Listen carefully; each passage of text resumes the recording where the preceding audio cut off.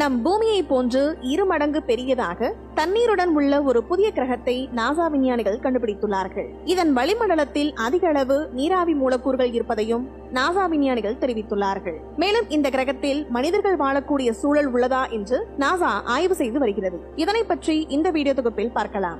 கற்பனைக்கும் எட்டாத பெரிய பால்வெளி மண்டலத்தில் நம் பூமியில் மட்டும்தான் உயிரினங்கள் இருக்கும் என்ற கருத்தை பெரும்பாலான ஆய்வாளர்கள் ஏற்க மறுக்கின்றார்கள். பூமியை போலவே கண்டிப்பாக வேறு கிரகங்களிலும் உயிரினங்கள் வாழ வாய்ப்புள்ளது என்பதால் மற்ற கிரகங்களை ஆய்வாளர்கள் தீவிரமாக ஆய்வு செய்து வருகின்றார்கள். தற்போது பூமியை போன்ற ஒரு கிரகத்திற்கான தேடல் என்பது சூரிய குடும்பம் பால்வீதி கேலக்சிகளையும் தாண்டிவிட்டது.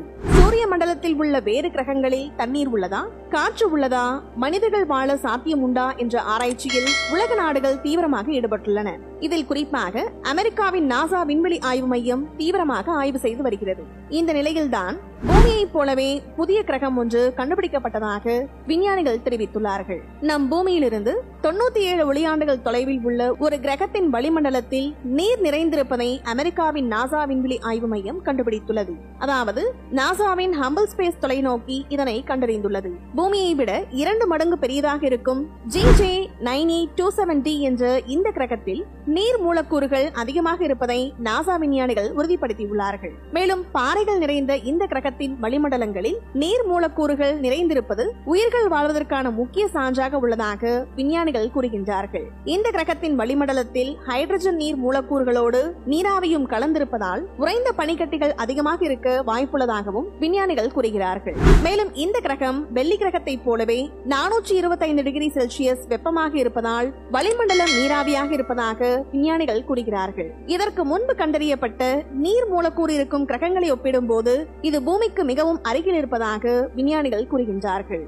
மேலும் அங்குள்ள வெப்பநிலை 800 டிகிரி ஃபாரன்ஹீட்டாக உள்ளதால் இந்த GJ-98270 கிரகத்தில் எந்த உயிரினமும் வாழ்வதற்கு சாத்தியம் இல்லை என்றும் நாசா விஞ்ஞானிகள் தெரிவித்துள்ளார்கள். நாசா வெளியிட்டுள்ள தகவலின்படி ஹம்பிள் தொலைநோக்கி இந்த புதிய கிரகத்தை 3 ஆண்டு காலத்தில் அதன் நட்சத்திர சுற்றுப்பாதையை கடக்கும் போது ஆய்வு செய்ததன் அடிப்படையில் இந்த தகவல்கள் தெரிய வந்துள்ளதாக விஞ்ஞானிகள் கூறியுள்ளார்கள்.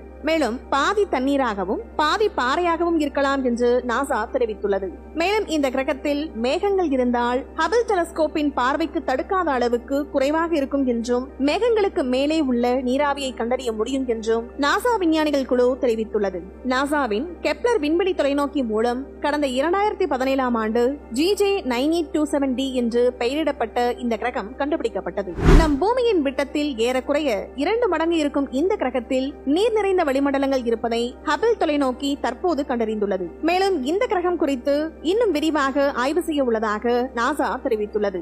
இந்த வீடியோ பத்தின உங்களோட கருத்துக்களை கீழே கமெண்ட் பாக்ஸ்ல மென்ஷன் பண்ணுங்க. கீழே இருக்க ரெட் கலர் சப்ஸ்கிரைப் பட்டனை கிளிக் பண்ணி எங்க சேனலை சப்ஸ்கிரைப் பண்ணுங்க. அண்ட் பக்கத்துல இருக்க பெல் ஐகானை கிளிக் பண்ணீங்க அப்படின்னா எங்களோட நோட்டிபிகேஷன் உங்களுக்கு உடனுக்குடன் வரும். தேங்க்யூ.